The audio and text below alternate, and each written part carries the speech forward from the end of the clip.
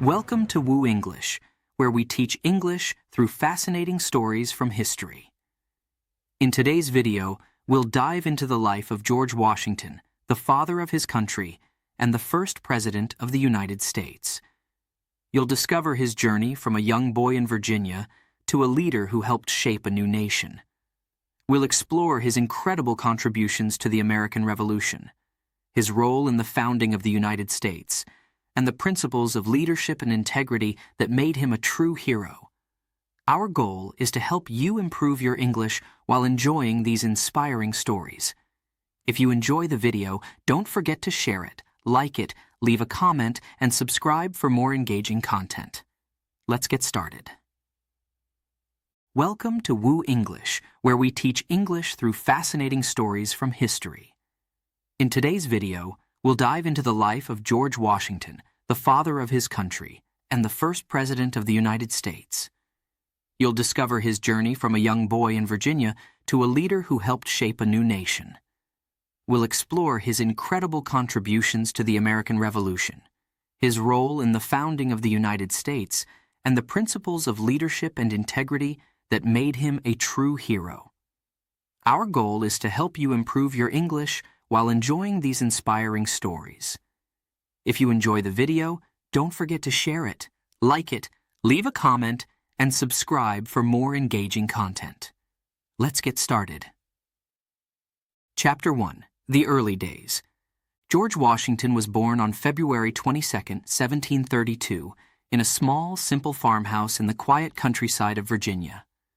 The world he entered was a vast and untamed land, full of opportunity, but also full of challenges.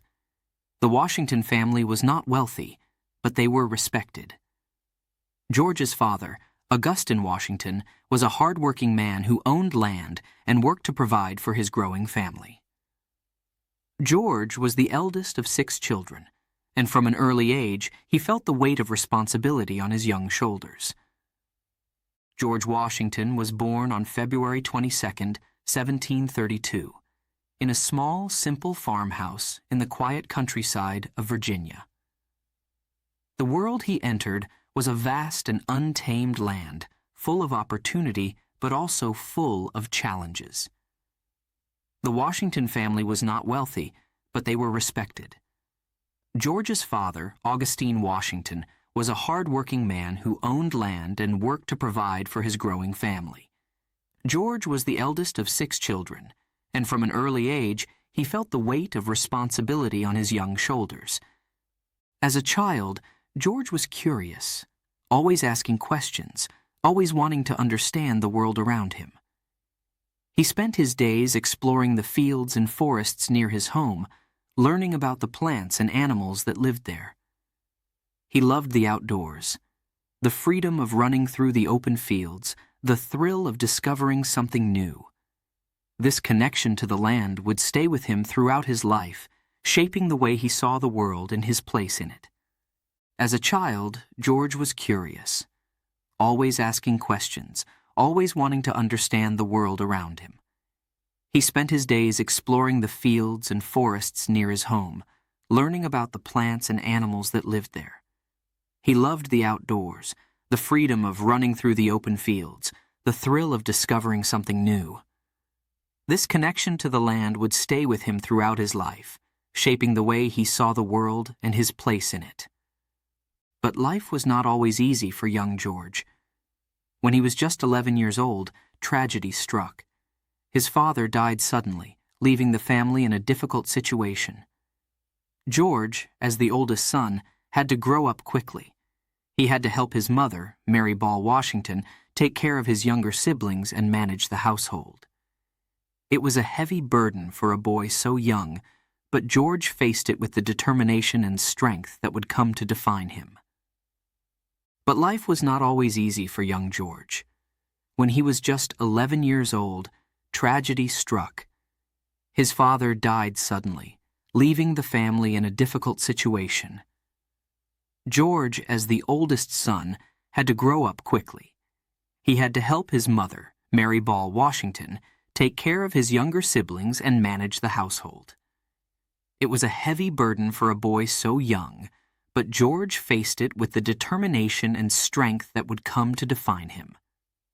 Without his father to guide him, George looked to other men in his life for advice and support. His older half-brother, Lawrence Washington, became a mentor to him. Lawrence had served in the British Navy and was a man of the world, experienced, knowledgeable, and wise. He saw potential in George and took him under his wing, teaching him about leadership, responsibility, and honor. Lawrence's influence on George was profound. He helped to shape the young boy into the man who would one day lead a nation. Without his father to guide him, George looked to other men in his life for advice and support. His older half-brother, Lawrence Washington, became a mentor to him. Lawrence had served in the British Navy and was a man of the world, experienced, knowledgeable, and wise. He saw potential in George and took him under his wing, teaching him about leadership, responsibility, and honor. Lawrence's influence on George was profound. He helped to shape the young boy into the man who would one day lead a nation. George's education was also an important part of his upbringing. Although he did not attend a formal school for long, he was taught at home by private tutors. He learned the basics, reading, writing, and arithmetic. But more importantly, he learned about character, about the importance of honesty, hard work, and integrity. These were the values that George Washington would carry with him throughout his life. Values that would guide him in every decision he made. George's education was also an important part of his upbringing. Although he did not attend a formal school for long, he was taught at home by private tutors. He learned the basics, reading, writing, and arithmetic. But more importantly, he learned about character, about the importance of honesty, hard work, and integrity. These were the values that George Washington would carry with him throughout his life. Values that would guide him in every decision he made. As he grew older, George became fascinated by the land around him. He wanted to understand it, to explore it, to map it out. At the age of 16, he began working as a surveyor, a job that took him deep into the wilderness of Virginia. It was a tough job. The days were long, the work was hard, and the dangers were real. But George loved it. He loved the challenge, the adventure, the opportunity to learn and grow. As he grew older, George became fascinated by the land around him. He wanted to understand it, to explore it, to map it out. At the age of 16, he began working as a surveyor, a job that took him deep into the wilderness of Virginia. It was a tough job. The days were long, the work was hard, and the dangers were real. But George loved it. He loved the challenge, the adventure, the opportunity to learn and grow. Surveying was more than just a job for George. It was a calling. It allowed him to see parts of the country that few people had ever seen. He traveled through thick forests, across wide rivers, and over rugged mountains. He learned how to navigate by the stars, how to find his way in the wilderness, and how to survive in the toughest conditions. These were skills that would later serve him well. Skills that would help him lead an army through some of the most difficult battles in American history. Surveying was more than just a job for George. It was a calling. It allowed him to see parts of the country that few people had ever seen. He traveled through thick forests, across wide rivers, and over rugged mountains. He learned how to navigate by the stars, how to find his way in the wilderness, and how to survive in the toughest conditions. These were skills that would later serve him well. Skills that would help him lead an army through some of the most difficult battles in American history. But surveying was not just about adventure. It was also about responsibility. As a surveyor, George had to be precise, accurate, and reliable. People depended on him to measure their land correctly, to mark their boundaries fairly, and to keep careful records of his work. This responsibility taught him the importance of attention to detail, of doing a job well, of being trustworthy. These were lessons that George took to heart.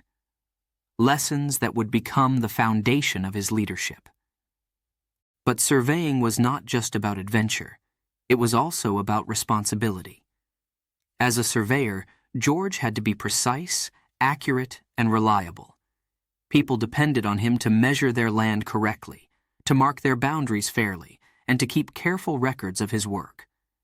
This responsibility taught him the importance of attention to detail, of doing a job well, of being trustworthy. These were lessons that George took to heart, lessons that would become the foundation of his leadership. Through his work as a surveyor, George Washington began to earn a reputation as a young man of promise. He was known for his strong character, his determination, and his ability to get the job done. People began to take notice of him, to see him as someone who could be relied upon, someone who could be trusted. Through his work as a surveyor, George Washington began to earn a reputation as a young man of promise. He was known for his strong character, his determination, and his ability to get the job done. People began to take notice of him, to see him as someone who could be relied upon, someone who could be trusted. But George was not content to stay in one place. He was ambitious, driven by a desire to make something of himself, to rise above the circumstances of his birth. He wanted more than just a quiet life as a farmer or surveyor. He wanted to make a difference, to play a part in something bigger than himself. And so, he began to seek out opportunities that would allow him to grow, to learn, to prove himself. But George was not content to stay in one place. He was ambitious, driven by a desire to make something of himself, to rise above the circumstances of his birth. He wanted more than just a quiet life as a farmer or surveyor. He wanted to make a difference, to play a part in something bigger than himself. And so he began to seek out opportunities that would allow him to grow, to learn, to prove himself. One such opportunity came when he was just 21 years old. The governor of Virginia asked George to undertake a dangerous mission. A mission that would take him deep into the wilderness, into the heart of French-controlled territory. The goal was to deliver a message to the French, warning them to leave the land that the British claimed as their own. It was a mission fraught with danger, a mission that could have ended in disaster. But George Washington accepted it without hesitation. He saw it as a chance to prove himself, to show what he was capable of. One such opportunity came when he was just 21 years old. The governor of Virginia asked George to undertake a dangerous mission. A mission that would take him deep into the wilderness, into the heart of French-controlled territory. The goal was to deliver a message to the French, warning them to leave the land that the British claimed as their own. It was a mission fraught with danger, a mission that could have ended in disaster. But George Washington accepted it without hesitation. He saw it as a chance to prove himself, to show what he was capable of. The journey was long and difficult.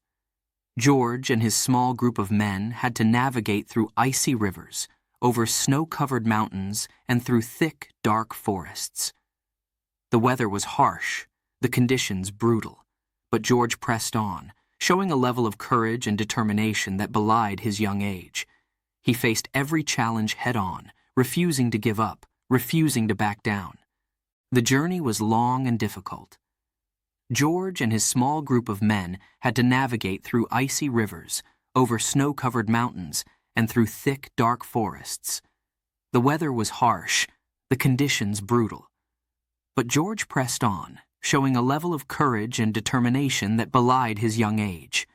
He faced every challenge head-on, refusing to give up, refusing to back down.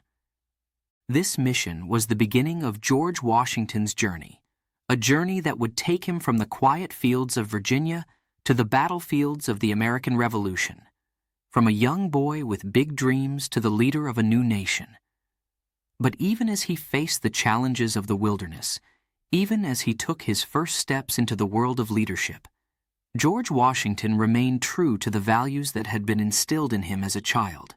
He remained honest, hardworking, and committed to doing what was right. This mission was the beginning of George Washington's journey, a journey that would take him from the quiet fields of Virginia to the battlefields of the American Revolution, from a young boy with big dreams to the leader of a new nation. But even as he faced the challenges of the wilderness, even as he took his first steps into the world of leadership, George Washington remained true to the values that had been instilled in him as a child. He remained honest, hardworking, and committed to doing what was right. Chapter 2. The Soldier's Path. Chapter 2. The Soldier's Path. George Washington was just 21 years old, a young man with big dreams and a strong sense of duty. The year was 1753, and the world around him was changing quickly. The British and the French were competing for control of North America, and tensions were rising. The vast, unexplored land was rich in resources, and both empires wanted to claim it as their own. It was a dangerous time, a time when decisions could change the course of history. George Washington was just 21 years old, a young man with big dreams and a strong sense of duty. The year was 1753, and the world around him was changing quickly. The British and the French were competing for control of North America, and tensions were rising. The vast, unexplored land was rich in resources, and both empires wanted to claim it as their own. It was a dangerous time, a time when decisions could change the course of history. In the colony of Virginia, George had already made a name for himself. He was known as a skilled surveyor and a man of integrity. People respected him for his honesty, his hard work, and his ability to handle difficult tasks. But George was not content to simply live a quiet life as a surveyor. He wanted to serve his country, to protect his home and his people. And so, when an opportunity came to join the Virginia militia, he did not hesitate. At just 21, George Washington was asked to become a major in the Virginia militia. It was a great honor and a great responsibility. The governor of Virginia, Robert Dinwiddie, had a mission for George, a mission that was both critical and dangerous. The French had built a series of forts in the Ohio Valley, a region that both the British and the French claimed as their own. Governor Dinwiddie needed someone to deliver a message to the French, a message that demanded they leave the land immediately. It was a bold move, and one that could lead to war. George knew the risks, but he accepted the mission without hesitation. The journey ahead was long and treacherous. George and his small group of men had to travel over 500 miles through the wilderness, in the middle of winter. The cold was bitter, the snow deep, and the rivers icy. They faced constant danger, from the freezing temperatures, from wild animals, and from the possibility of being attacked by hostile forces. But George was determined. He knew that the success of this mission was vital, and he would not let anything stand in his way. As they traveled deeper into the wilderness, the challenges grew greater. The thick forests seemed to close in around them, the trees towering like giants in the snow. The nights were long and cold, the wind howling through the trees like a wild beast. But George did not falter. He led his men with confidence and courage, showing the first signs of the leadership that would define his life. Finally, after weeks of grueling travel, George and his men reached Fort Le Boeuf, the French outpost where they were to deliver the message. The French officers received them with a mix of curiosity and suspicion. George, standing tall and composed, handed over the letter from Governor Dinwiddie. The message was clear. The French were to leave the Ohio Valley immediately or face the consequences. The French commander, however, was not easily swayed. He refused to leave and sent George back with a letter of his own, stating that the French had no intention of abandoning their claim to the land. The return journey was just as perilous as the way there, perhaps even more so. The weather worsened, the cold biting at their skin like sharp teeth. At one point, George and a companion, Christopher Gist, found themselves separated from the rest of the group. They had to cross the Allegheny River, which was partially frozen and treacherous. Using a makeshift raft, they attempted to cross, but disaster struck. The raft capsized, throwing them into the icy water. George narrowly escaped drowning, pulling himself onto the ice with freezing hands. They spent the night on a small island in the middle of the river, exposed to the brutal cold, but somehow they survived. When George finally returned to Virginia, he delivered the French response to Governor Dinwiddie. The mission had not gone as planned. The French had refused to leave, and war seemed inevitable. But George had proven himself. He had faced incredible dangers and had not backed down. His courage, determination, and leadership had shone through, even in the face of overwhelming odds. The mission to Fort Le Boeuf marked the beginning of George Washington's military career. It was a trial by fire, a test of his character and his resolve. And though the mission had not achieved its goal, it had shown everyone that George Washington was a man to be reckoned with. His bravery did not go unnoticed. People began to see him as more than just a young man with potential. They saw him as a leader, someone who could be trusted in times of crisis. The events of that winter in the wilderness also sparked a much larger conflict, the French and Indian War. The struggle between the British and the French for control of North America would rage on for years, pulling George Washington deeper into the world of military service. He would face many more battles, many more challenges, and each one would shape him, mold him into the leader that history would remember. As a soldier, George learned the harsh realities of war. He saw the suffering, the loss, and the chaos that came with it. But he also learned about strategy, about leadership, and about the importance of perseverance. These were lessons that would stay with him for the rest of his life. Lessons that would prepare him for the even greater challenges that lay ahead. But in those early days, George Washington was still just a young man, learning, growing, and finding his way in a world full of uncertainty. He did not know what the future would hold, but he knew one thing for sure. He was ready to face whatever came his way. He had taken his first steps on the path of a soldier, a path that would lead him to places he had never imagined, to heights he could not yet see. And so, George Washington's journey as a soldier began. With a single mission, in the depths of winter, through the wild and untamed wilderness of Virginia. It was the start of a story that would unfold over many years, a story of courage, determination, and leadership, a story that would shape the future of a nation. The young man who set out on that cold winter day had no idea that he was beginning a journey that would change the course of history. But with each step, with each challenge he faced, he moved closer to his destiny, the destiny of becoming one of the greatest leaders the world has ever known. Chapter 3. The Call to Lead. The year was 1774, a time of growing unrest in the American colonies. For years, the colonists had lived under British rule, but now something was changing. The British government had started to impose heavy taxes on the colonies, demanding more and more money from the people. These taxes were supposed to pay for the costs of the British Empire. But the colonists were not happy. They had no say in the decisions that affected their lives, no voice in the British Parliament. It was a time of frustration, of anger, and of a growing desire for change. Among the colonists, a man named George Washington was becoming well known. George was a respected landowner and soldier in Virginia.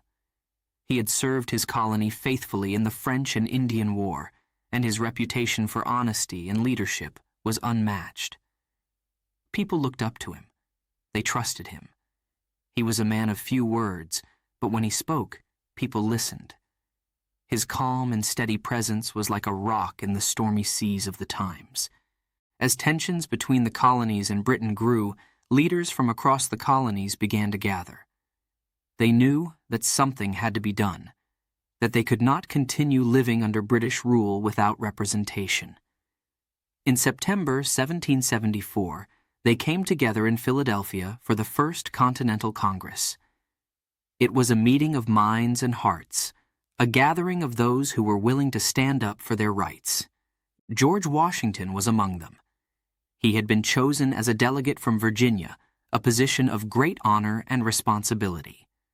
He was not the type to seek out power, but he understood the importance of the moment.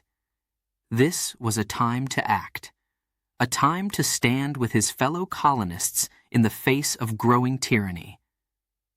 In the halls of the Continental Congress, there was much debate. Some wanted to try to find a peaceful solution with Britain, to ask the king to listen to their grievances. Others believed that the time for talk was over, that the only way to secure their freedom was to fight for it. George listened carefully to both sides. He weighed the arguments, considered the risks, and thought deeply about what was best for the colonies. But even as they debated, events were moving quickly. The British were not interested in compromise. They continued to impose their will on the colonies, and the tension grew with each passing day. It was becoming clear that war might be the only option, a war that would change everything. By the spring of 1775, the situation had reached a breaking point. In April, British troops marched on the towns of Lexington and Concord in Massachusetts, leading to the first shots being fired in what would become the American Revolution. The news spread like wildfire, and the colonies were electrified. The time for action had come. Just a few months later, in June 1775, the Continental Congress made a fateful decision. They needed someone to lead their army, someone who could inspire the men, someone who could stand up to the powerful British forces. The choice was unanimous. George Washington was named the Commander-in-Chief of the Continental Army. The responsibility was enormous. The army was untrained, poorly equipped, and facing the might of the British Empire. But George did not hesitate. He accepted the command with humility, knowing the challenges that lay ahead. He knew that the fight for freedom would be long and difficult, but he also knew that it was a fight worth having. A fight that could change the world. As George rode north to take command of the army in Boston, he must have felt the weight of history on his shoulders. The road ahead was uncertain, filled with dangers and unknowns. But he was ready.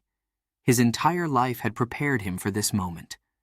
The lessons he had learned as a young man, the importance of honesty, integrity, and perseverance, would guide him now. He was not just fighting for himself or for Virginia. He was fighting for the future of all the colonies, for the right to live in a land where people could be free. When George arrived in Boston, he found an army that was eager but inexperienced. The men were brave, but they lacked discipline. They had come from different colonies, with different backgrounds and beliefs. It was George's task to unite them, to turn this ragtag group into a force that could stand up to the British. And so, George Washington began the work that would define his life. He trained the men, taught them how to fight as one, and inspired them with his own courage. He knew that the road to victory would be long, that there would be many defeats and hardships along the way. But he also knew that the cause was just, that the fight for freedom was a fight worth having. As the war dragged on, there were times when all seemed lost. The British forces were strong, their resources vast, but George Washington never gave up. He led his men through bitter winters, through battles where hope seemed far away. His leadership, his determination, and his belief in the cause of freedom became a beacon of hope for the entire nation. Under his command, the Continental Army began to find its footing. They won battles, they learned from their mistakes, and they grew stronger. The dream of independence, once just a distant hope, began to feel like something real, something within reach. But the war was far from over. The fight for freedom would continue for many years, testing George Washington and his men in ways they could not yet imagine. But no matter how hard the road became, George stood firm. He had answered the call to lead, and he would see it through to the end. In the face of overwhelming odds, George Washington remained steadfast. He was not just a soldier, he was a leader, a symbol of the courage and determination of a people who would not be silenced. The fight for freedom had begun, and George Washington was at the center of it all, guiding the colonies on the path to independence, on the path to becoming a new nation. Chapter 4. The Revolution Begins. The year was 1775, a year that would change the course of history. The American colonies were growing restless under British rule. Taxes were high, and the colonists felt their voices were not being heard. They wanted freedom. They wanted to govern themselves. But the British, with their powerful army, were determined to keep control. Tensions were rising, and war seemed inevitable. On April 19, 1775, the first shots were fired at Lexington and Concord in Massachusetts. The American Revolution had begun. It was a struggle like no other. The British Army was the strongest in the world, well-trained, well-equipped, and experienced in battle. The American forces were not. They were farmers, tradesmen, and ordinary people who had never fought in a war. They had little money, few weapons, and no experience. But they had something stronger than weapons. They had the will to be free. As the fighting spread, the Continental Congress knew they needed a leader to unite the colonies and lead the army. They turned to a man who had already proven himself in battle, a man with courage, determination, and a deep love for his country. That man was George Washington. On June 15, 1775, George Washington was appointed as the Commander-in-Chief of the Continental Army. He accepted the role with humility, knowing the challenges that lay ahead. He knew that leading this army would not be easy, that the road to victory would be long and hard. But Washington was ready.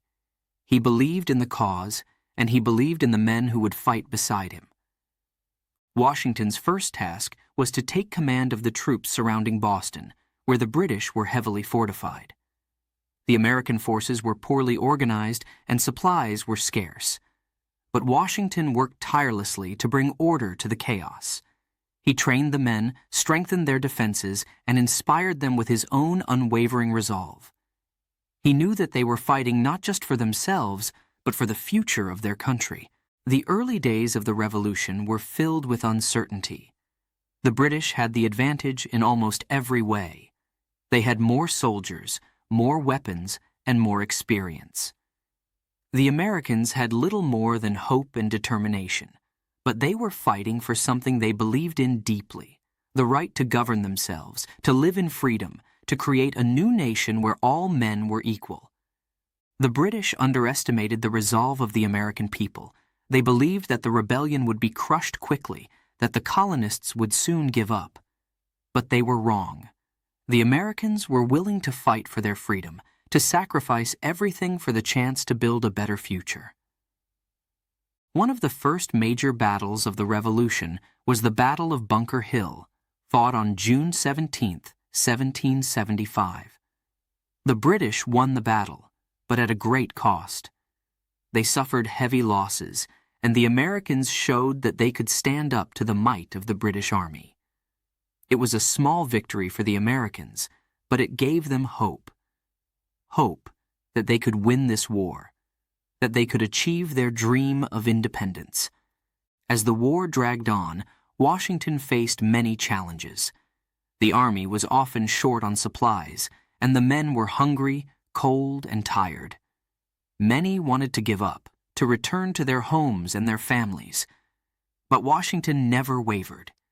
He knew that they were fighting for something greater than themselves, and he inspired his men to keep going, to keep fighting, even when all seemed lost. The winter of 1777 to 1778 was one of the darkest times of the Revolution. Washington and his men were camped at Valley Forge, Pennsylvania. The conditions were terrible. The soldiers were cold, hungry, and sick. Many had no shoes. their feet leaving bloody footprints in the snow. But Washington stayed with his men. He shared their hardships, encouraged them, and reminded them of why they were fighting. His presence gave them strength, and they endured. The American Revolution was a test of endurance, of courage, of the will to be free. It was a struggle that would take years to win, a struggle that would demand everything from those who fought in it.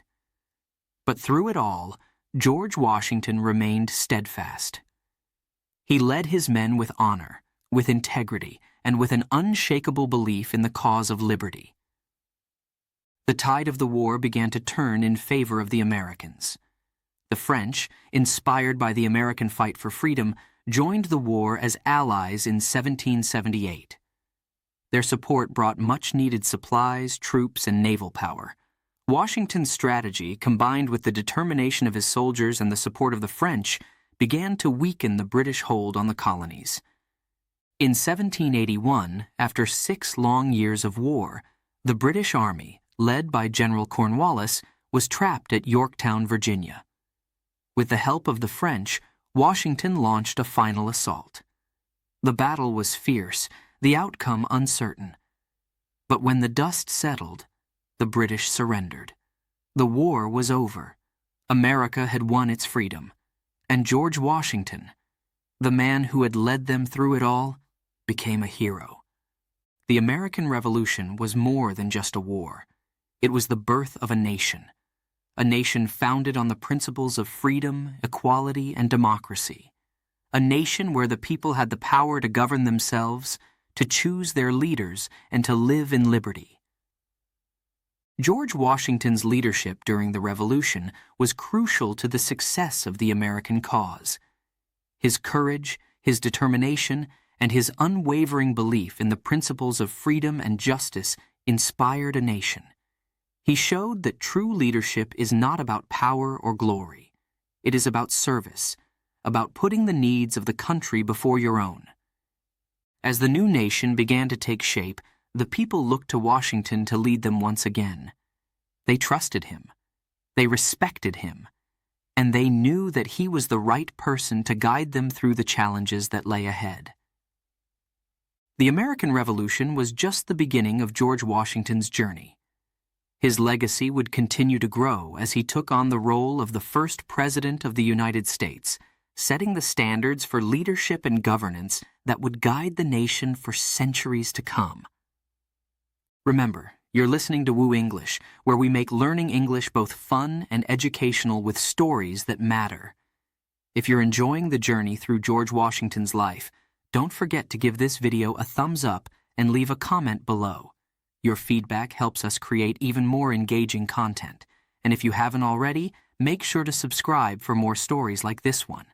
Now, let's dive into Chapter 5. Remember, you're listening to WooEnglish, where we make learning English both fun and educational with stories that matter. If you're enjoying the journey through George Washington's life, don't forget to give this video a thumbs up and leave a comment below. Your feedback helps us create even more engaging content. And if you haven't already, make sure to subscribe for more stories like this one. Now let's dive into Chapter 5. Chapter 5, The Winter at Valley Forge, the winter of 1777 to 1778. It was one of the darkest and most difficult times of the American Revolution. The Continental Army, led by General George Washington, was struggling. The war had been going on for over 2 years, and the soldiers were tired, hungry, and cold. They had fought bravely against the British, but now, as the harsh winter set in, their spirits were beginning to break. The winter of 1777 to 1778. It was one of the darkest and most difficult times of the American Revolution. The Continental Army, led by General George Washington, was struggling. The war had been going on for over 2 years, and the soldiers were tired, hungry, and cold. They had fought bravely against the British, but now, as the harsh winter set in, their spirits were beginning to break. Valley Forge, The name itself would come to symbolize the hardships and the determination of the American cause. It was here, in this desolate place, that George Washington and his army would face their greatest challenge. They were not fighting a battle against the British. They were fighting a battle against the elements, against hunger, against despair. The soldiers arrived at Valley Forge in December 1777. The snow was already deep, and the cold was biting. The men had little food, and even less clothing. Many of them were barefoot, their feet wrapped in rags to protect them from the freezing ground. As they marched into camp, they left behind them a trail of bloody footprints in the snow, a stark reminder of their suffering. The soldiers arrived at Valley Forge in December 1777. The snow was already deep, and the cold was biting. The men had little food, and even less clothing. Many of them were barefoot, their feet wrapped in rags to protect them from the freezing ground. As they marched into camp, they left behind them a trail of bloody footprints in the snow, a stark reminder of their suffering. The camp at Valley Forge was not much more than a collection of rough huts, hastily built shelters that offered little protection from the cold. Inside, the soldiers huddled together for warmth, but there was no escape from the chill that seeped into their bones. The wind howled through the cracks in the walls, and the smoke from their small fires filled the air, stinging their eyes and throats. The conditions were miserable, and the men were exhausted. But George Washington, he did not abandon his men. He did not retreat to a warm house or a comfortable bed. No, he stayed with them, shared their hardships, their hunger, and their suffering. He walked among them, offering words of encouragement, reminding them of the cause they were fighting for. His presence alone was a source of strength for the weary soldiers. They knew that if their general could endure these hardships, then they could too. Every day, George Washington faced difficult decisions. Supplies were scarce. Food, clothing, and medicine were in short supply. The men were sick, many of them suffering from diseases like smallpox and typhoid. Washington knew that without proper care, his army could be destroyed not by the British, but by the winter itself. He wrote letters to Congress, pleading for more supplies, more help. But the response was slow, and the situation grew more desperate with each passing day.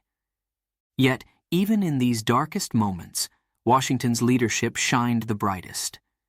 He knew that this winter could break his army, or it could make them stronger.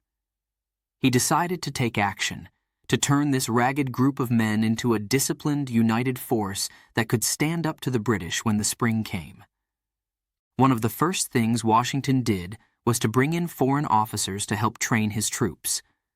Among them was a man named Baron von Steuben, a Prussian military officer with a wealth of experience. Von Steuben did not speak much English, but his passion and expertise were clear. He drilled the soldiers day after day, teaching them how to march, how to fight, how to work together as a unit. The training was tough, the conditions brutal. But slowly, the men began to improve. They learned to move as one, to trust each other, and to trust in their leaders. Washington also worked to improve the morale of his men. He knew that they needed more than just food and training. They needed hope. He encouraged them to think of their families, to remember why they were fighting. He reminded them that they were not just fighting for themselves, but for the future of their country, for the freedom that they all believed in. His words were simple, but they were filled with the conviction that only a true leader can inspire. Throughout that long, cold winter, George Washington continued to lead by example.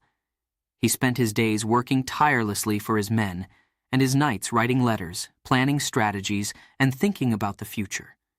He was determined that when spring came, his army would be ready. Ready to face the British, ready to fight for their freedom, ready to win. The winter at Valley Forge was harsh. The conditions were brutal. But it was also a time of transformation. Under Washington's leadership, the Continental Army became stronger, more disciplined, more united. They were no longer just a group of farmers and tradesmen with muskets. They were soldiers. And as the snow began to melt and the first signs of spring appeared, they were ready to take the fight to the British once more. The experience at Valley Forge forged not just an army, but a nation. The men who survived that winter emerged with a new sense of purpose, a new determination to see the war through to the end. They had suffered greatly, but they had also grown stronger, more resilient. And they knew that they had done so under the leadership of George Washington, a man who had stood with them through the darkest days, who had never given up on them or the cause they were fighting for. As the army marched out of Valley Forge in June 1778, they did so with a renewed sense of hope. They were not just marching to battle, they were marching towards a future they believed in, a future that George Washington had helped them see. The winter at Valley Forge had tested them in every way, but it had also prepared them for the challenges ahead. George Washington's leadership during that winter was a turning point in the American Revolution. It was a time when he showed not just his military skill, but his deep commitment to his men and to the cause of freedom. He had taken a struggling, broken army and turned it into a force that could stand up to the British Empire. And in doing so, he had shown the world what it truly meant to be a leader. George Washington's leadership during that winter was a turning point in the American Revolution. It was a time when he showed not just his military skill, but his deep commitment to his men and to the cause of freedom. He had taken a struggling, broken army and turned it into a force that could stand up to the British Empire. And in doing so, he had shown the world what it truly meant to be a leader. Chapter 6. The Tide Turns. The year was 1781. The American Revolution had been raging for 6 long years. 6 years of battles, of hardships, of hope that sometimes seemed to flicker like a candle in the wind. The fight for independence had tested the will of every soldier, every citizen. And at the heart of it all, leading them through the storm, was George Washington. George Washington had seen it all. He had witnessed the fear in his soldiers' eyes, had felt the sting of defeat, and had carried the weight of a nation's hopes on his shoulders. But through every trial, he had remained steadfast, unshaken in his belief that freedom was worth fighting for. George Washington had seen it all. He had witnessed the fear in his soldiers' eyes, had felt the sting of defeat, and had carried the weight of a nation's hopes on his shoulders. But through every trial, he had remained steadfast, unshaken in his belief that freedom was worth fighting for. By 1781, the situation was critical. The British, under General Cornwallis, were determined to crush the American spirit once and for all. The British Army was strong, well-equipped, and confident. They believed that victory was within their grasp, that it was only a matter of time before the American forces would crumble. But George Washington had other plans. He knew that the time had come to strike a decisive blow, one that would turn the tide of the war in favor of the Americans.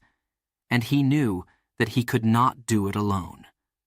The French, who had become allies of the American cause, had sent troops and ships to help. It was a crucial partnership, one that could change the course of history. Washington and his French ally, General Rochambeau, devised a bold plan. They would march their combined forces south toward Virginia, where Cornwallis had set up his base in the town of Yorktown. The British, thinking they were safe, had fortified their position, but Washington saw an opportunity. He would trap them there, surround them by land and sea, and force them to surrender. The march to Yorktown was long and grueling. The soldiers, many of whom had already endured so much, pushed forward with determination. They knew that this could be their chance, their moment to end the war and secure their freedom. George Washington rode at the front, his presence inspiring his men to keep going, to push through their fatigue and their doubts. As they approached Yorktown, the tension grew. The British had no idea that the entire American and French armies were closing in on them. Washington's plan relied on secrecy and speed, and everything was falling into place. The French fleet, led by Admiral de Grasse, blocked the Chesapeake Bay, cutting off any hope of British escape by sea. The trap was set.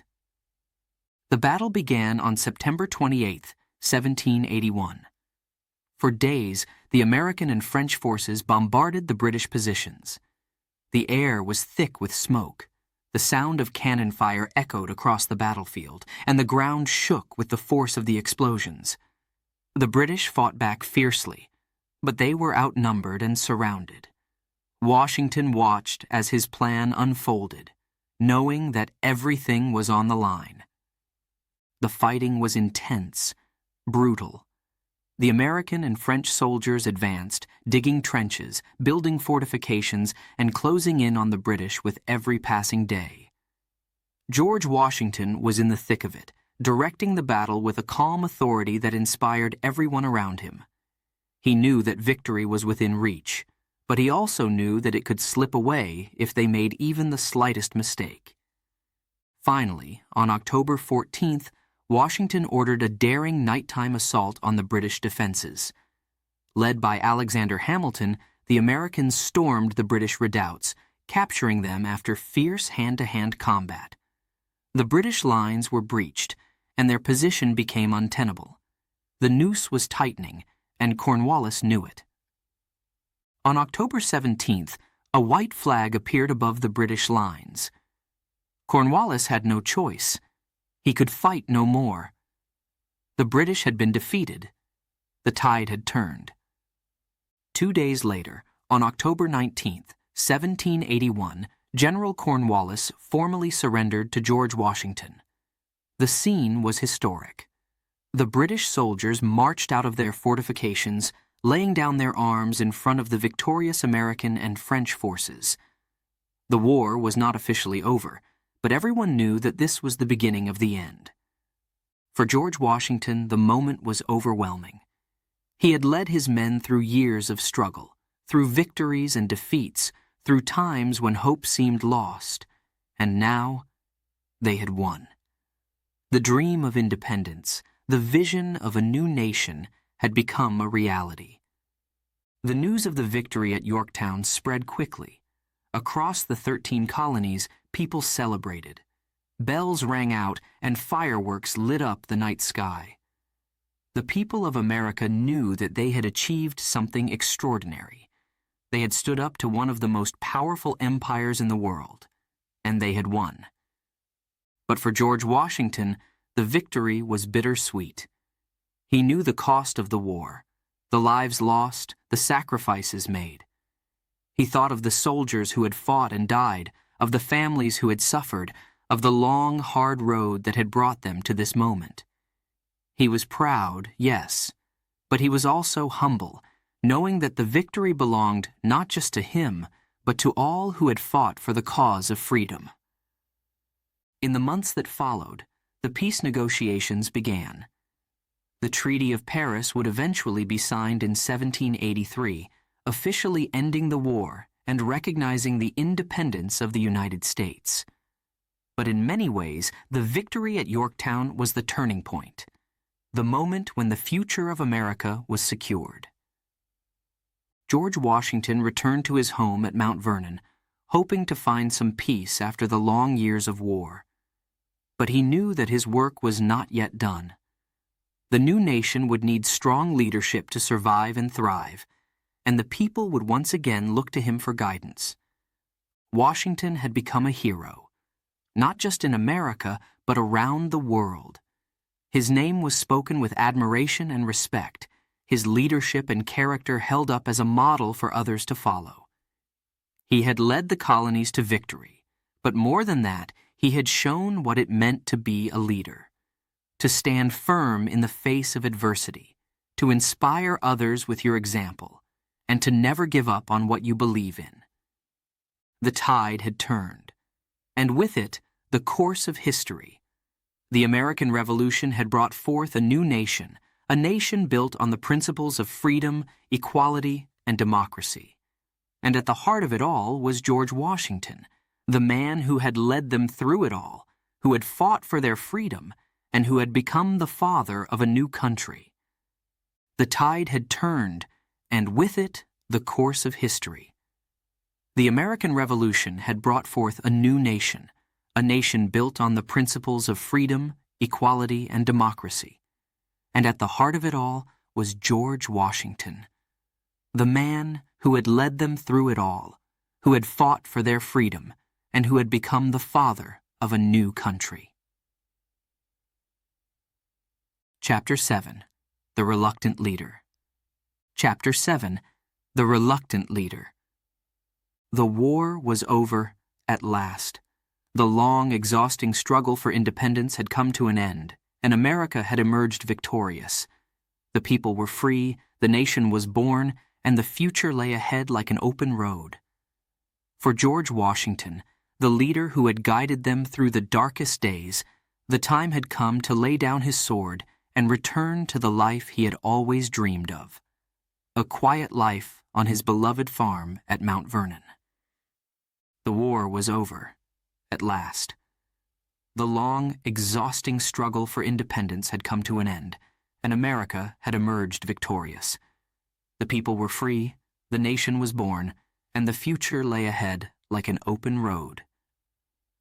For George Washington, the leader who had guided them through the darkest days, the time had come to lay down his sword and return to the life he had always dreamed of, a quiet life on his beloved farm at Mount Vernon. Mount Vernon was more than just a home for George Washington. It was a place of peace, of simplicity, of connection to the land. He had spent years building it, nurturing it, turning it into a thriving plantation. The fields, the gardens, the Potomac River that flowed nearby, they called to him. After years of war and turmoil, he longed to walk those fields, to work with his hands, to live a life far from the noise of battles and the pressures of politics. Mount Vernon was more than just a home for George Washington. It was a place of peace, of simplicity, of connection to the land. He had spent years building it, nurturing it, turning it into a thriving plantation. The fields, the gardens, the Potomac River that flowed nearby, they called to him. After years of war and turmoil, he longed to walk those fields, to work with his hands, to live a life far from the noise of battles and the pressures of politics. But as much as George Washington desired a peaceful retirement, the new nation had other plans. The United States was free, yes, but it was also fragile. The war had united the colonies, but now that the common enemy was gone, old differences began to resurface. The government set up under the Articles of Confederation was weak, too weak to hold the country together. There were fears that the nation, so hard won, might fall apart. But as much as George Washington desired a peaceful retirement, the new nation had other plans. The United States was free, yes, but it was also fragile. The war had united the colonies, but now that the common enemy was gone, old differences began to resurface. The government set up under the Articles of Confederation was weak, too weak to hold the country together. There were fears that the nation, so hard won, might fall apart. The people trusted George Washington. They had seen his leadership, his strength, his commitment to the cause of freedom. And now, in this time of uncertainty, they looked to him once more. They needed his wisdom, his steady hand, to guide them through the challenges of building a new government. The call came for Washington to lead again, not in battle, but in the creation of a nation that could stand the test of time. In 1787, Washington was called to preside over the Constitutional Convention in Philadelphia. It was a momentous task to create a new constitution that would provide the framework for a strong and lasting government. Delegates from all 13 states gathered, bringing with them different ideas, different interests, different visions for what the United States should become. The debates were intense, the stakes incredibly high. George Washington did not seek power. He never had. But he understood the responsibility that had been placed upon him. He knew that the success of the convention and of the nation itself depended on creating a government that was strong but fair, that balanced the powers of different branches, and that protected the rights of the people. His presence at the convention was a source of stability, a reminder to all of the greater purpose they were there to serve. Throughout the hot summer months, the delegates worked tirelessly. The room where they met was often stifling, the debates heated.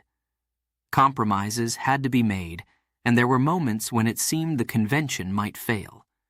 But George Washington's quiet leadership helped to keep the delegates focused, to remind them of the larger goal, the creation of a constitution that could hold this new nation together.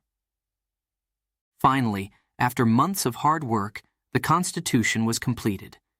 It was not perfect, but it was a document that could grow with the nation, that could adapt to future challenges. It established a system of government with checks and balances, with power shared between the states and the national government, and with a strong commitment to the rule of law. It was a remarkable achievement, and George Washington had played a key role in making it happen. But the work was not over. Once the Constitution was ratified by the states, the next step was to put it into action. The new government needed a leader, someone who could set the tone, establish the precedents, and guide the nation in its earliest days.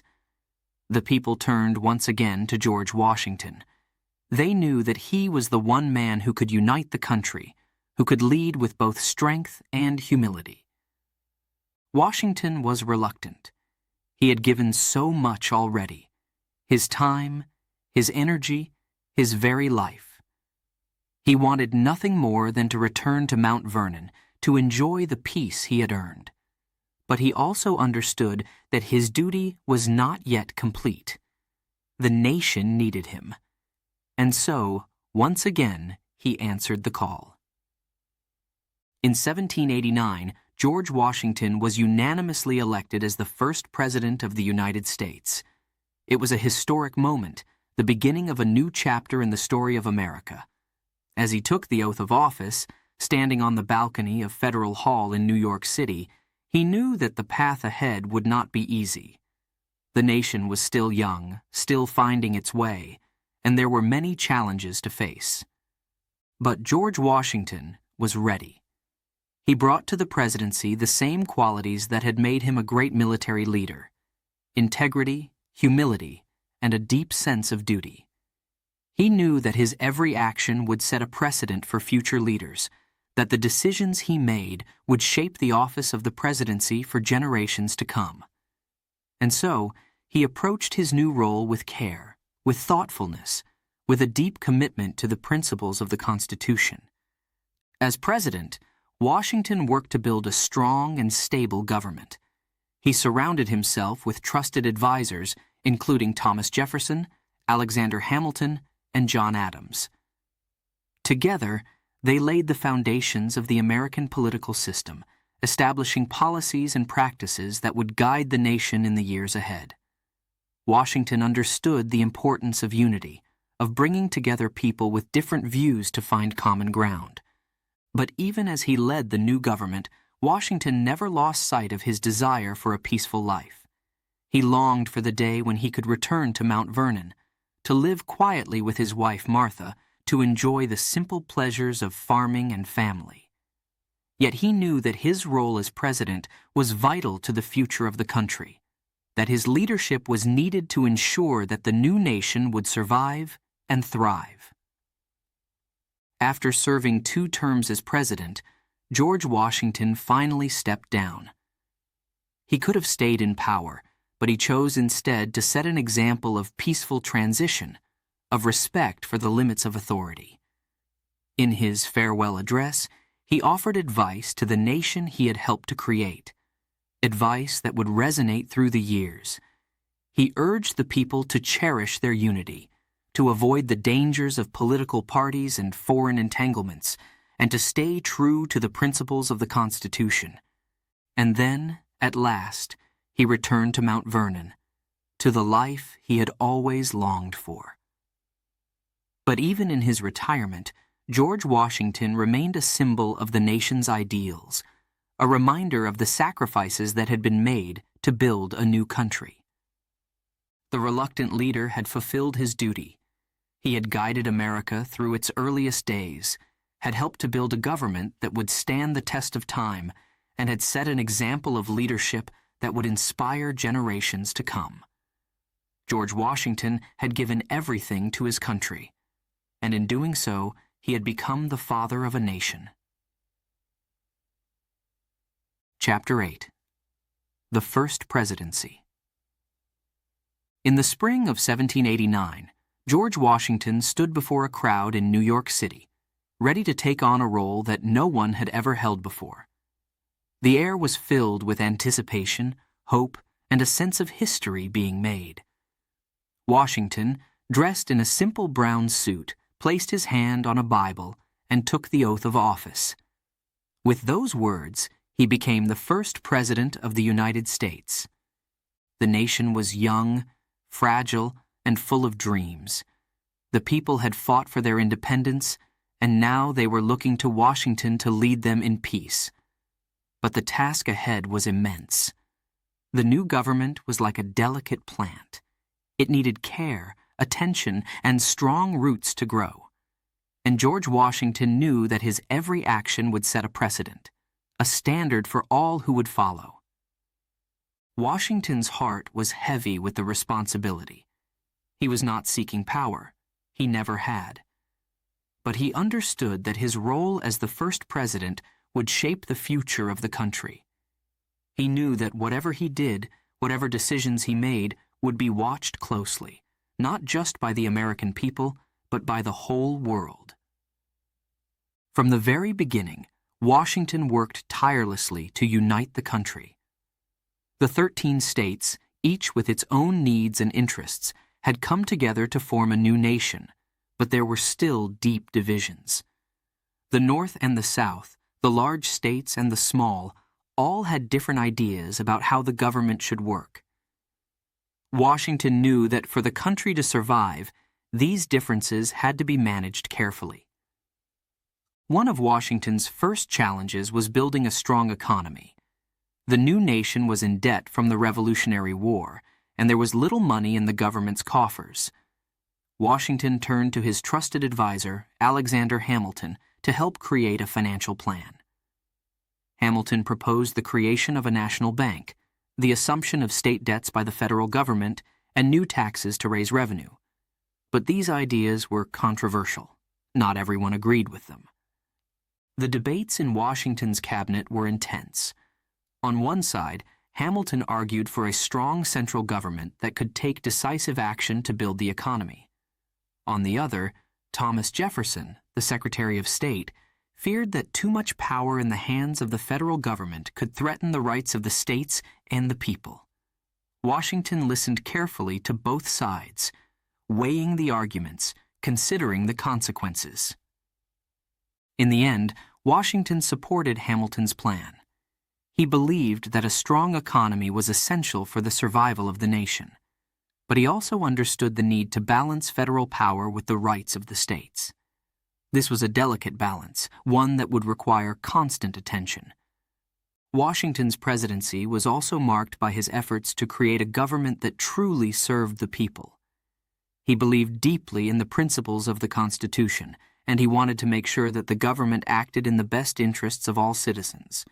He worked to establish a system of laws that would protect the rights of individuals while maintaining order and stability in the country.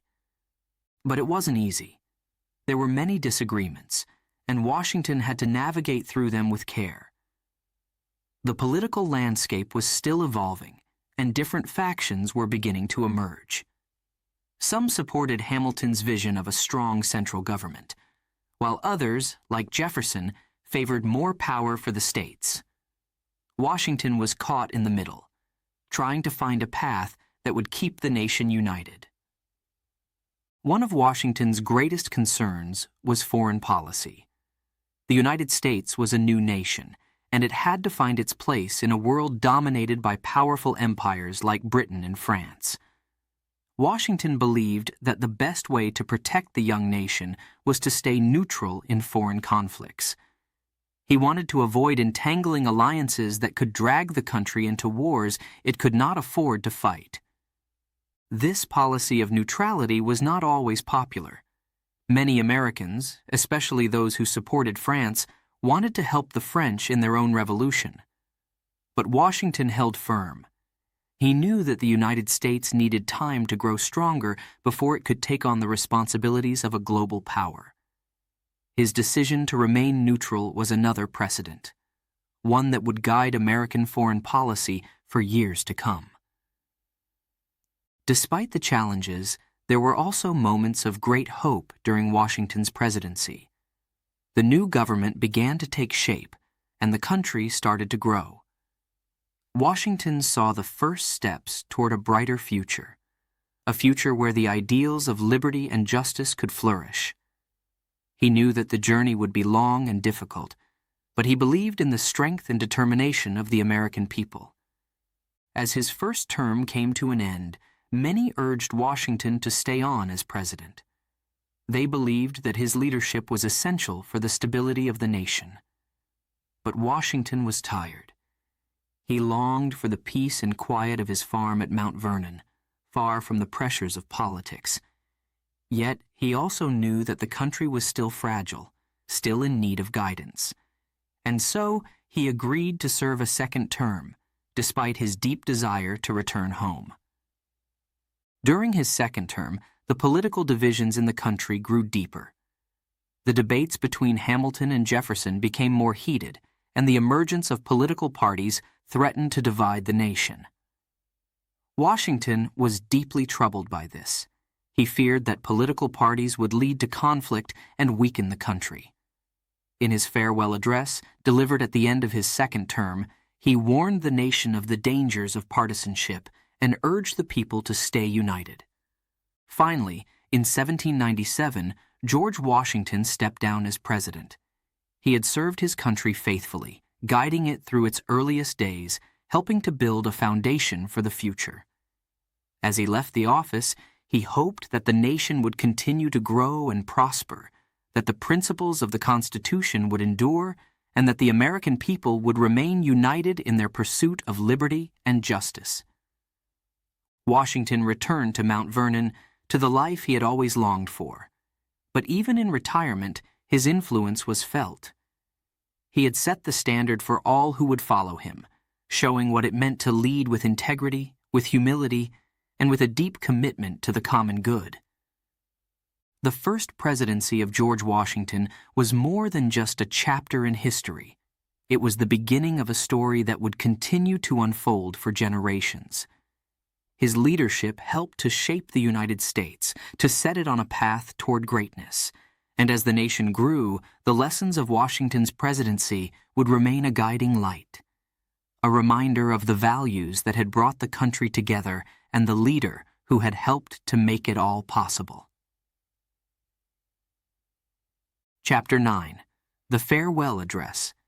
In 1796, after 8 long years of leading the young United States as its first president, George Washington made a decision that would define his legacy. He decided it was time to step down. The nation was still in its infancy, fragile and full of potential, and Washington knew that the choices he made now would echo through the ages. He had served his country with all his heart, but now it was time to say goodbye. Washington's decision to step down was not easy. He had been a steady hand during a time of great uncertainty, guiding the nation through its first years with wisdom and strength. The people loved him. They trusted him. Many even wanted him to serve a third term. But Washington knew that the true strength of the new government would come from its ability to transition power peacefully, to show the world that this new republic could stand on its own, without the need for a single, lifelong leader. And so, he began to write what would become his farewell address, a letter to the American people, filled with advice, warnings, and hopes for the future. Washington wanted to leave behind more than just a government. He wanted to leave a legacy of principles that would guide the nation long after he was gone. As Washington wrote, his thoughts turned to the deep divisions that were beginning to take hold in the country. Political parties were forming, groups with different visions for the future of America. Washington feared that these parties would tear the nation apart, that they would lead to conflict and weaken the unity that had been so hard-won during the Revolutionary War. He warned against the dangers of partisanship, against the bitterness and rivalry that could arise when people put their party above their country. "Let me warn you in the most solemn manner," Washington wrote, "against the baneful effects of the spirit of party."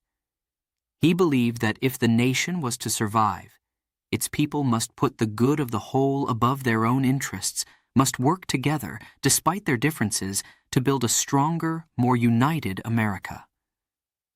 But Washington's concerns went beyond just internal divisions.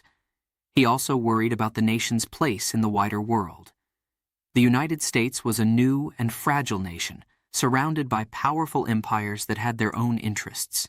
Washington knew that getting too involved in the affairs of other countries could lead to trouble, to wars that the young nation could not afford to fight. In his farewell address, he urged the American people to avoid entangling alliances with foreign powers. He believed that the best path forward was one of neutrality, of staying out of the conflicts that raged in Europe and elsewhere. "It is our true policy to steer clear of permanent alliances with any portion of the foreign world," he advised. He knew that the future of the nation depended on its ability to stand on its own, to avoid being drawn into wars that could destroy everything they had worked so hard to build. Washington's farewell address was more than just a letter. It was a blueprint for the future. He spoke of the importance of education, of the need for the people to be informed and engaged in their government. He reminded them of the value of morality and religion as the foundations of a strong society. And above all, he urged them to stay united, to remember that they were stronger together than they could ever be apart. When the address was published, it was met with great admiration. The people read Washington's words with respect and gratitude, knowing that he had given them everything he had, his time, his energy, his very life. They understood that this was not just a farewell, it was a gift, a final offering from the man who had led them through the birth of their nation. With the farewell address complete, George Washington prepared to leave the public stage. He had done his duty. Now, at last, he could return to his beloved Mount Vernon, the place where he had always found peace, where he could live out his remaining years away from the demands of leadership. But even as he returned to his farm, Washington remained deeply connected to the country he had helped to create. He watched with care as the new government took shape, as the nation began to grow. And though he no longer held office, his influence was felt everywhere. His words, his example, continued to guide the leaders who followed him, reminding them of the values that had made America strong. At Mount Vernon, Washington hoped to enjoy the simple pleasures of life, to walk through his fields, to spend time with his family, to watch the sun set over the Potomac River. He had given so much to his country, and now he hoped to find the peace he had long sought. But even in retirement, Washington could not fully escape the call of duty.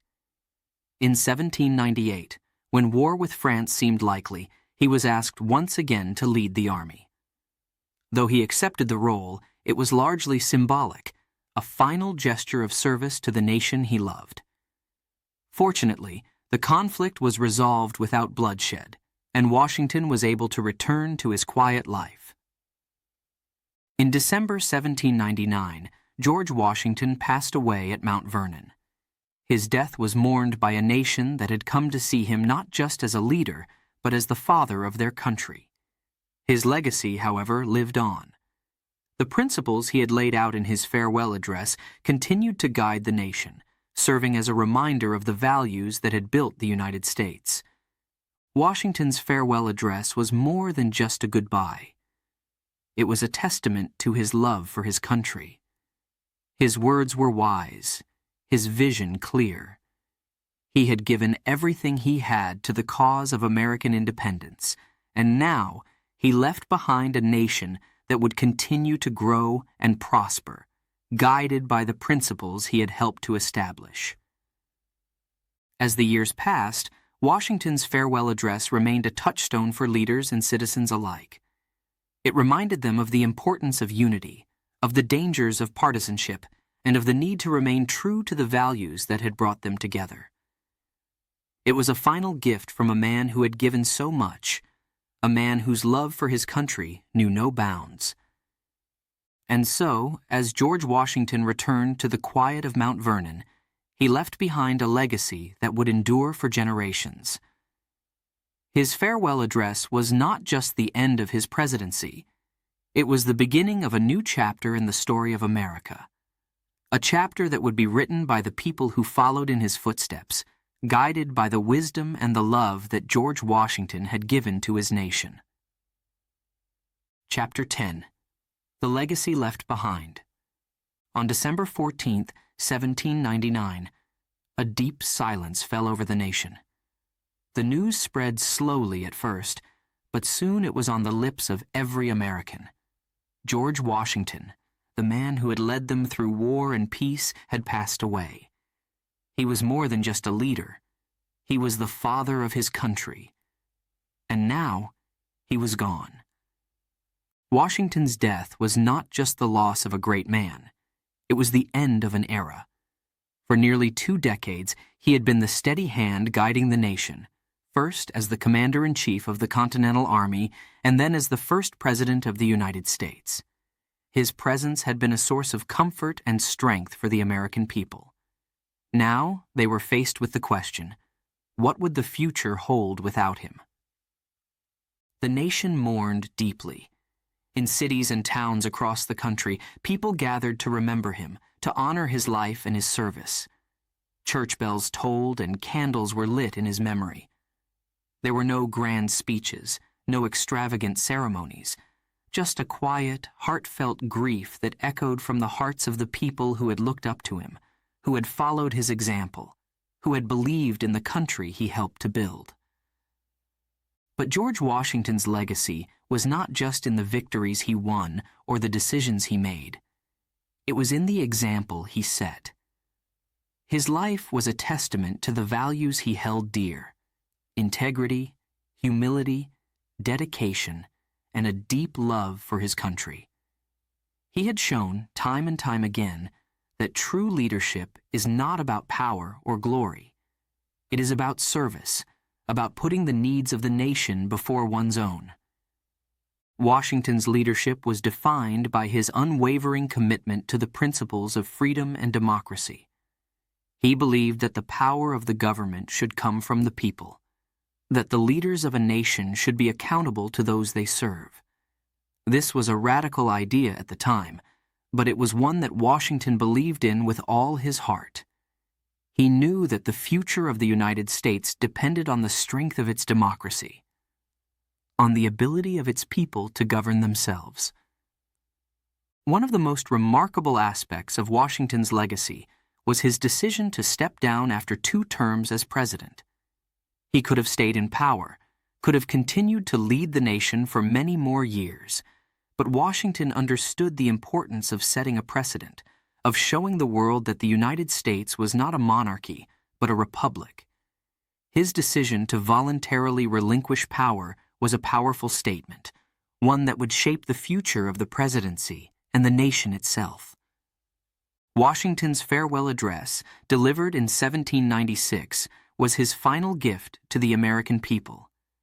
In it, he shared his wisdom, his hopes, and his fears for the future of the country.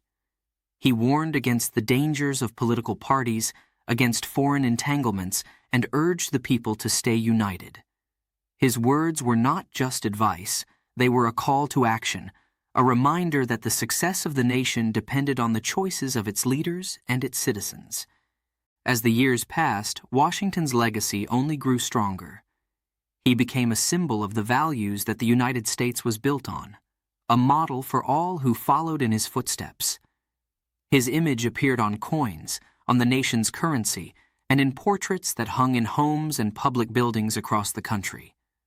Schools, cities, and even the nation's capital were named in his honor, a testament to the enduring impact he had on the country he loved so dearly.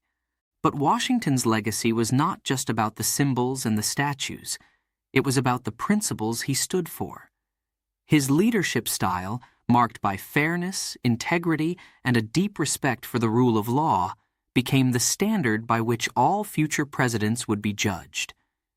He showed that true leadership is not about seeking power for its own sake, but about using that power to serve the greater good. Washington's dedication to the ideals of freedom and democracy inspired generations of Americans to strive for a better nation. His belief in the importance of education, in the need for an informed and engaged citizenry, helped to lay the foundation for a strong, vibrant democracy. He understood that the success of the United States depended not just on its leaders, but on the people themselves, on their ability to work together, to make decisions that would benefit the country as a whole. In the years following Washington's death, the nation he had helped to build continued to grow and evolve. There were challenges, conflicts, and changes, but through it all, the principles that Washington had championed remained a guiding light. His legacy was not just in the past, it was alive in the present, in the actions of the leaders who came after him, in the spirit of the American people. Today, more than 2 centuries after his death, George Washington's legacy is still felt. His life and his leadership continue to inspire people around the world. He showed that true greatness is not about wealth or power, but about character, about the willingness to stand up for what is right, to lead with integrity, and to serve with humility. As we look back on the life of George Washington, we see a man who was not just a leader, but a visionary. A man who believed in the power of democracy, in the strength of a united people, and in the importance of service. His legacy is a reminder of what is possible when we work together for the common good, when we put the needs of the nation before our own, when we lead with integrity and humility. George Washington may be gone, but his legacy lives on. It lives in the Constitution he helped to create, in the government he helped to shape, and in the hearts of the people who continue to be inspired by his example. He was, and always will be, the father of his country, a man whose leadership, whose integrity, and whose dedication to the principles of freedom and democracy set a standard for all who follow. Chapter 11. Remembering Washington. Today, George Washington's name is everywhere. It's on schools, cities, bridges, and even the capital of the United States itself, Washington, D.C. His face is on the dollar bill, on the quarter, a constant reminder of his contributions to the country he helped create. But Washington's legacy is more than just a name, more than just a face on money. His legacy is the spirit of independence, the belief in a government by the people, for the people. George Washington's story began long before he became a symbol, before he was celebrated as the father of his country. It began in a small farmhouse in Virginia on February 22, 1732. Born to Augustine and Mary Ball Washington, George was the eldest of 6 children. Life on the farm was simple but hard. The family was not wealthy, but they were respected in their community. From a young age, George was taught the values of hard work, honesty, and responsibility, values that would shape the man he would become. As a boy, George was curious and eager to learn. He didn't have much formal schooling, but he was taught at home by his father and by tutors. He learned to read and write, and he studied math, history, and geography. He also developed a love for the outdoors, for the forests, rivers, and fields that surrounded his home. He spent hours exploring the land, learning about the world around him. These early experiences would stay with him throughout his life, shaping his understanding of the land and its importance to the people who lived on it. When George was just 11 years old, his father died suddenly. This tragedy forced him to grow up quickly, to take on responsibilities that many boys his age would never have to face.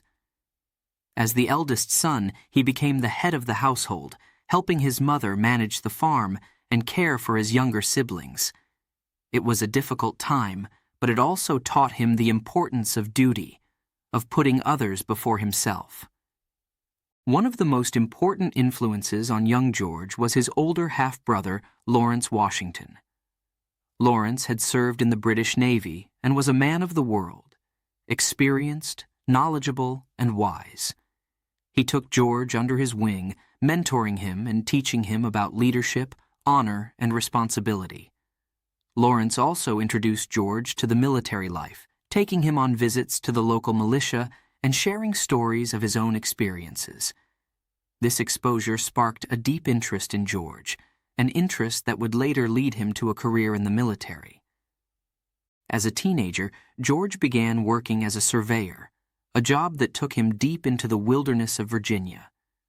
It was a tough and dangerous job, but George loved it. He loved the challenge of navigating through uncharted territory, of mapping out the land and discovering its secrets. He also learned valuable skills: how to survive in the wilderness, how to lead a team, and how to make decisions in difficult situations. These skills would serve him well in the years to come. In 1753, when George was just 21 years old, he was given a mission that would change the course of his life. The governor of Virginia asked him to deliver a message to the French, who were building forts in the Ohio Valley, a region claimed by both the British and the French. It was a dangerous mission, but George accepted it without hesitation. He traveled hundreds of miles through the wilderness, facing harsh weather, difficult terrain, and the constant threat of attack. The mission was ultimately unsuccessful. The French refused to leave, but it marked the beginning of George Washington's military career. Over the next few years, George Washington would face many challenges, in battle and in life. He would experience both victory and defeat, learning valuable lessons about leadership, courage, and perseverance. But through it all, he remained true to the values he had learned as a boy: the importance of hard work, honesty, and responsibility. These values would guide him throughout his life, helping him to become the leader that the new nation so desperately needed. When the American colonies decided to fight for their independence from Britain, George Washington was chosen to lead the Continental Army.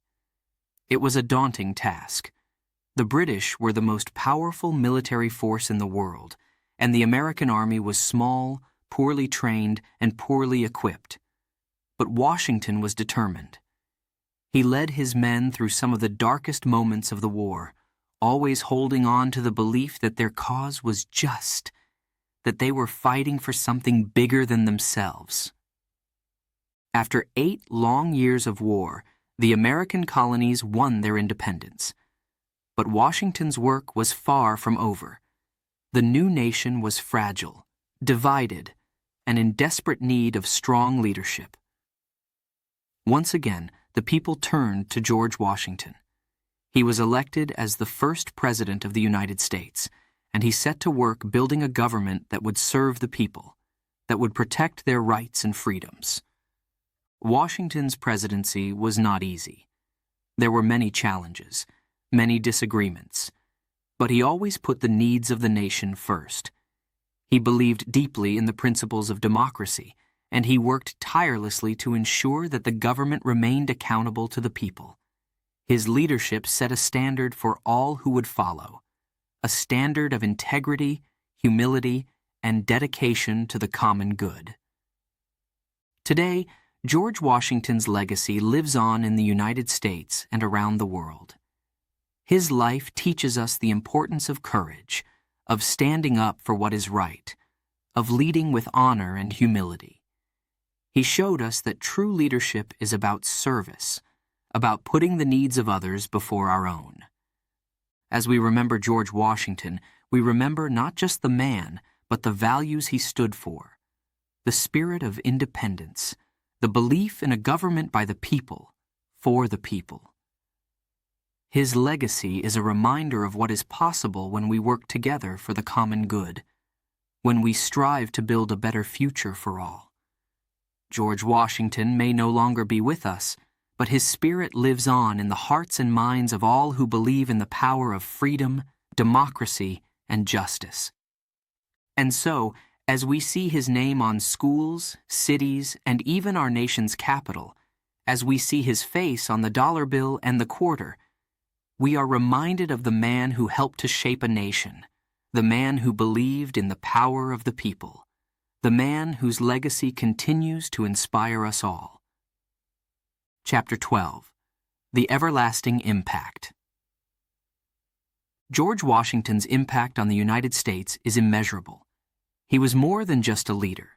He was a symbol of the nation's ideals, a guiding light in the darkness of uncertainty. His life, his choices, and his leadership helped shape a country that would go on to become one of the most powerful nations in the world. But Washington's story is not just a story of the past. It is a story that continues to resonate today in every corner of America. Imagine standing at Mount Vernon, the place Washington called home. The rolling hills, the quiet river, the fields stretching out under the wide sky.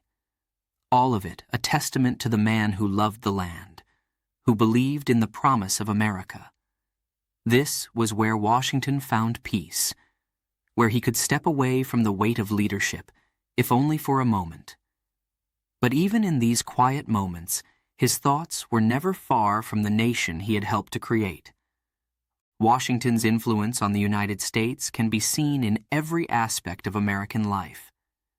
From the structure of the government to the values that Americans hold dear, his legacy is woven into the fabric of the nation. He was a man who believed deeply in the principles of democracy, in the importance of justice, in the idea that a nation should be built on the rights and freedoms of its people. These beliefs guided him throughout his life, and they continue to guide the country today. One of Washington's greatest contributions was his understanding of leadership, not just as a position of power, but as a responsibility. He knew that true leadership was about service, about putting the needs of others before your own. This idea was at the heart of everything he did, from leading the Continental Army to victory in the Revolutionary War to setting the foundations of the American government as the first president. He showed that a leader must have integrity, must be honest and fair, must think not just of the present, but of the future. In the challenges we face today, we can still hear his words, still see his actions guiding us. When we talk about the importance of unity, of coming together to solve our problems, we are echoing Washington's belief in the strength of a united people. When we discuss the balance of power in government, we are drawing on the principles he helped to establish. When we strive for justice, for equality, for freedom, we are continuing the fight that Washington and his fellow patriots began. The story of George Washington is not just the story of a man, it is the story of a nation, a story of struggle, of victory, and of the ongoing fight for freedom and justice. It is a story that reminds us of where we came from, of the challenges we have overcome, and of the values that will carry us forward. Washington's impact is seen in the monuments that bear his name, in the institutions that uphold his ideals, and in the everyday actions of Americans who believe in the principles he fought for. His face may be on the dollar bill, but his legacy is found in the hearts of the people who continue to build the nation he helped to create. In every act of courage, in every decision to stand up for what is right, in every effort to make America a better place, George Washington's spirit lives on. As we look around us today, we see a country that has grown and changed in ways that Washington could never have imagined. The United States has faced wars, economic crises, social upheavals, and countless other challenges. But through it all, the nation has remained strong, a beacon of hope and freedom in the world. And at the heart of that strength is the legacy of George Washington. Washington's story is a reminder that the fight for freedom is never truly over, that each generation must work to protect the rights and liberties that have been won. It is a reminder that leadership is about more than power. It is about serving the people, about making decisions that will benefit not just the present, but the future. It is a reminder that the principles of democracy, justice, and equality are worth fighting for, no matter the cost. The legacy of George Washington lives on in every American heart, in every act of courage and leadership, in every effort to build a better future. His story is the story of us all. It is a story that belongs to every person who believes in the power of freedom, in the importance of justice, in the dream of a better tomorrow. As we remember George Washington, we are not just remembering a man who lived over 2 centuries ago. We are remembering the ideals he stood for, the values he fought for, the nation he helped to build. His legacy is a living legacy, one that continues to inspire, to challenge, to guide. It is a legacy that reminds us of the power of leadership, of the importance of integrity, of the strength of a united people. And so, as we walk in the footsteps of George Washington, we carry his story with us. We carry his beliefs, his values, his vision for a nation that is strong, just, and free. We carry the knowledge that each of us has a role to play in building the future, in making the world a better place. George Washington's impact on the United States is immeasurable. He helped shape a nation that has grown and changed over the centuries, but one that still looks to his example. His story is not just a chapter in history. It is a part of who we are, a part of what we strive to be. And as we face the challenges of today and tomorrow, we can take comfort in knowing that his legacy lives on, guiding us, inspiring us, reminding us that the fight for freedom, justice, and democracy is a fight worth having. In every corner of America, in every heart that believes in the power of freedom, George Washington's legacy endures. His story is the story of a nation. His impact is everlasting. Chapter 12. The Everlasting Impact. George Washington's impact on the United States is immeasurable. It reaches far beyond his lifetime, beyond the battles he fought, beyond the decisions he made. He helped shape a nation, one that has grown and changed over the centuries, yet still looks to his example. His story is not just the story of one man. It is the story of a nation, a story of struggle, of victory, and of the ongoing fight for freedom and justice. Imagine the United States in its earliest days, a young nation just beginning to find its way.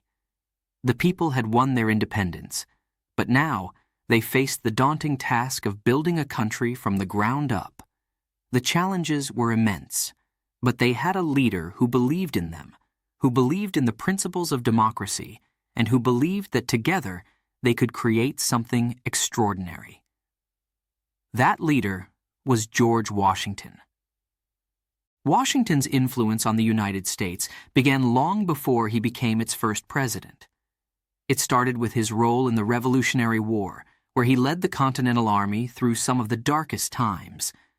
His leadership was not just about military strategy. It was about inspiring hope, about showing his soldiers that their cause was just, that their sacrifices would lead to something greater. He led by example, always putting the needs of his men and his country before his own. This sense of duty, of selflessness, became a cornerstone of his character and of his legacy. After the war, when the United States was still fragile and uncertain, Washington's leadership was needed more than ever. He was called to preside over the Constitutional Convention in 1787, where the framework of the nation's government was being created. His presence brought a sense of stability and trust to the process. The Constitution that emerged from that convention was a document that reflected Washington's values: balance, fairness, and a deep respect for the rule of law. It was a document that would guide the nation for centuries to come.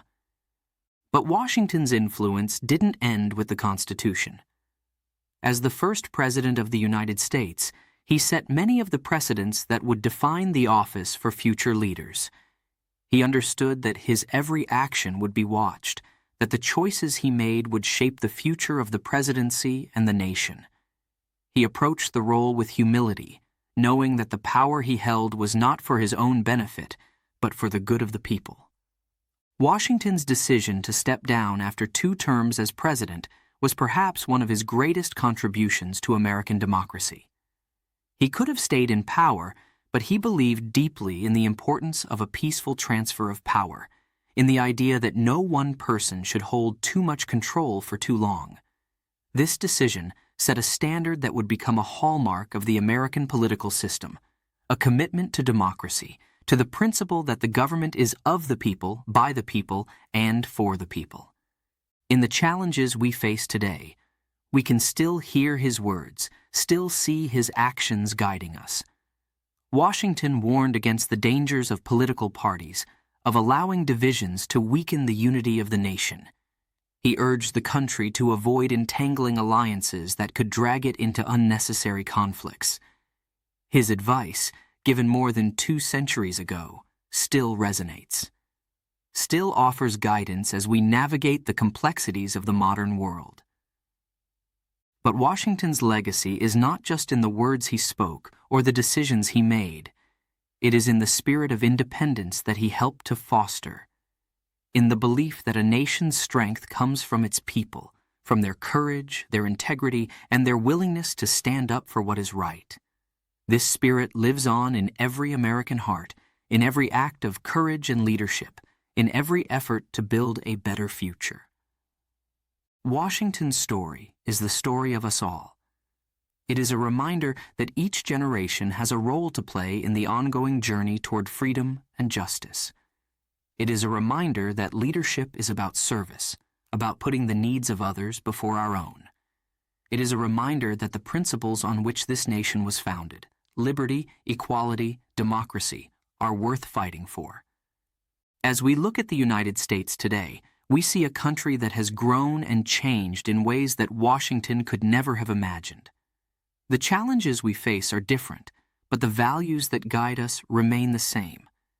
We still look to Washington's example, still draw strength from his legacy.